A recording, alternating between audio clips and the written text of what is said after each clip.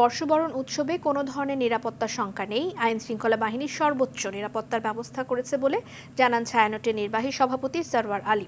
বলেন, সবাই স্বতঃস্ফূর্তভাবে অংশগ্রহণ করতে পারে উৎসবে।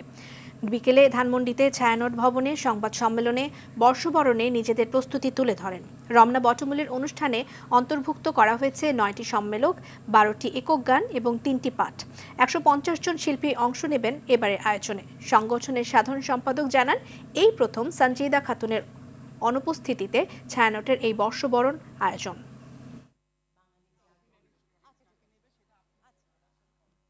যথারীতি অনুষ্ঠান সাজানো হয়েছে নতুন আলো, প্রকৃতি এবং মানুষকে ভালোবাসবার গান, দেশপ্রেম, মানবপ্রেম আর আত্মবোধন জাগরণের সুর বানিয়ে। সব মিলিয়ে বাঙালি সমাজকে নিয়ে আলোর পথে মুক্তির পথযাত্রী হবার আহ্বান।